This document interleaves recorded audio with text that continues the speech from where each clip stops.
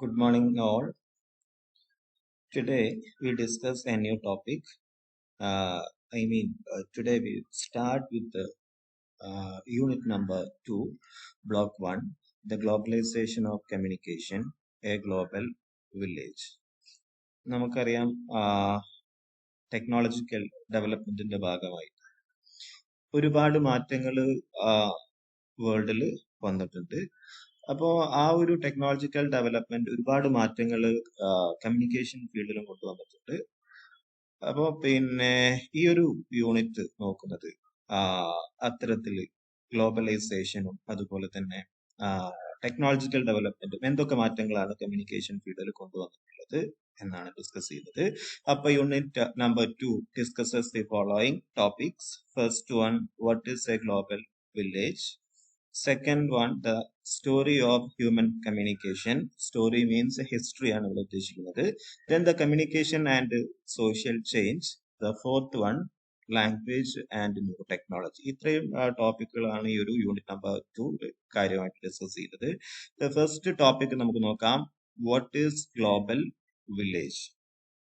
നമുക്കറിയാം ഈ ഒരു ടെക്നോളജിക്കൽ ഡെവലപ്മെന്റിന്റെ ഭാഗമായിട്ട് ത്രൂ ഔട്ട് ദി വേൾഡ് അല്ലെ, വേൾഡ് തന്നെ ഒരു സിംഗിൾ വില്ലേജ് ആയിട്ട് മാറുകയാണ് അല്ലെ. ആർക്കും എവിടെയുള്ള ഇൻഫോർമേഷൻസും ഇൻസ്റ്റന്റ് ആയിട്ട് ആക്സസ് ചെയ്യാൻ പറ്റും അല്ലെ. വേൾഡിൽ എവിടെയുള്ള ആളുകളുമായിട്ട് കോണ്ടാക്ട് ചെയ്യാൻ പറ്റും, കണക്ട് ചെയ്യാൻ പറ്റും അല്ലെ. ഇതൊക്കെ ടെക്നോളജിയുടെ ഭാഗമായിട്ടാണ്. അപ്പൊ എങ്ങനെയാണ് ആ ഒരു വ്യത്യാസം കമ്മ്യൂണിക്കേഷൻ ഫീൽഡിൽ റിഫ്ലക്ട് ചെയ്തിട്ടുള്ളത്, ഗ്ലോബലൈസേഷൻ എങ്ങനെയാണ് കമ്മ്യൂണിക്കേഷൻ ഫീൽഡിൽ റിഫ്ലക്ട് ചെയ്തിട്ടുള്ളത് നോക്കാൻ നമുക്ക്.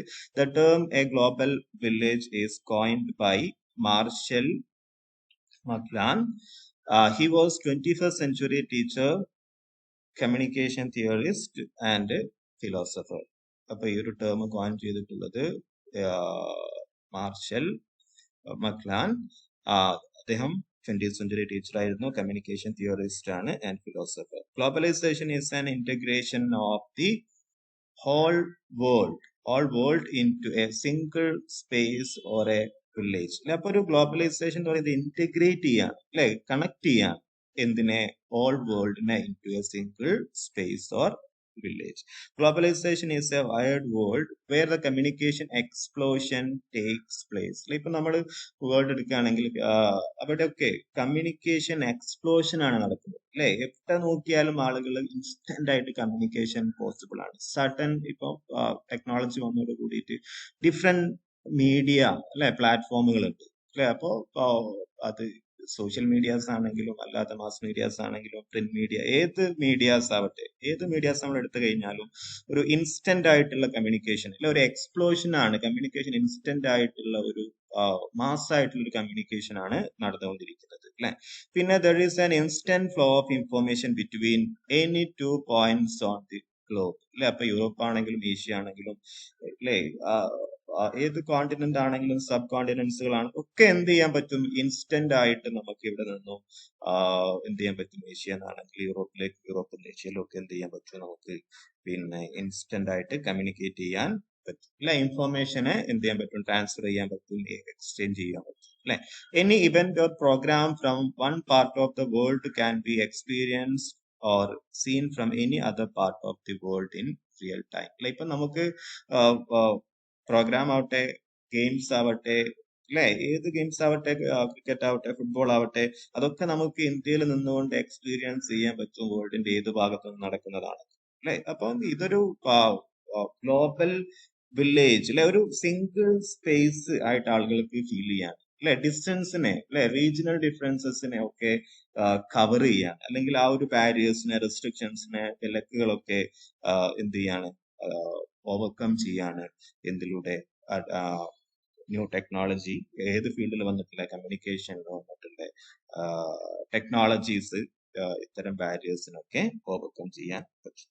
Okay, then story of human communication as a day in our life. അപ്പൊ നോക്കാം, ഹിസ്റ്ററി. ഇവിടെ story of human communication means history ആണ്, ഹ്യൂമൻ കമ്മ്യൂണിക്കേഷന്റെ ഹിസ്റ്ററി ആണ് ഇവിടെ പറയുന്നത്. The passage which has given below talks about the history of communication development for thousands of years. അപ്പം communication ഡെവലപ്മെന്റിന്റെ ഒരു ഹിസ്റ്ററി അല്ലെ, നമ്മുടെ വേൾഡിൽ കമ്മ്യൂണിക്കേഷൻ ഫീൽഡിൽ വന്നിട്ടുള്ള ചേഞ്ചസ് ആണ് പറയുന്നത് അല്ലെ, വർഷങ്ങളായിട്ട് 1000 years വന്നിട്ടുള്ള ചേഞ്ചസ് ആണ് പറയുന്നത്. അപ്പൊ നോക്കാം, origin of writing took around 5000 years ago അല്ലെ. അപ്പോൾ റൈറ്റിംഗ് എന്ന് പറയുന്ന ഈ ഒരു പ്രോസസ്സ് അല്ലെ ഒറിജിനേറ്റ് ചെയ്തിട്ടുള്ളത് 5000 years ago ആണ് അല്ലെ. Transformation of speech form to writing take place 3-10 centuries അല്ലെ. അപ്പം ആ ഒരു സ്പീച്ച് എവിടേക്ക് ട്രാൻസ്ഫോം ചെയ്യാൻ തുടങ്ങിയിട്ടുള്ളത്, റൈറ്റിംഗ് ഫോമിലേക്ക് മാറ്റിയിട്ടുള്ളത് എപ്പോഴാണ്? 310 centuriesലാണ്. പിന്നെ printing happens in the 600 century in China അല്ലെ. പ്രിന്റിംഗ് സ്റ്റാർട്ട് ചെയ്തിട്ടുള്ളത് 600 centuryയിലാണ്. അതുപോലെ തന്നെ ടെലിഗ്രാഫ് അപ്പിയർഡ് ഇൻ 1855 century അല്ലെ. അതുപോലെ തന്നെ ടെലിഫോൺ വരുന്നതോ ടെലിഫോൺ ഇൻ 1876 century. റേഡിയോ വരുന്നത് 1900 century അല്ലെ. അതുപോലെ തന്നെ കളർ ടെലിവിഷൻ വരുന്നത് 1951 അല്ലെ. Many of the technological development did not mention in the above list by McLaren. He did not mention the personal computer, laptops, internets and cell phones അല്ലെ. അപ്പൊ അദ്ദേഹം ആ ഒരു കമ്മ്യൂണിക്കേഷൻ ഫീൽഡിൽ വന്നിട്ടുള്ള ചുരുക്കം ചില ചേഞ്ചസ് മാത്രമാണ് ഇവിടെ മെൻഷൻ ചെയ്തിട്ടുള്ളത്. അദ്ദേഹത്തിന്റെ ആ ഒരു ലിസ്റ്റ് പെടാത്ത ഒരുപാട് ലിസ്റ്റുകളുണ്ട്. Personal computers, laptops, internet, cell phones അല്ലെ, മൊബൈൽ ഫോൺസ്. ഇതൊക്കെ ഏറ്റവും ലേറ്റസ്റ്റ് ആയിട്ട് വന്നിട്ടുള്ളതാണ്.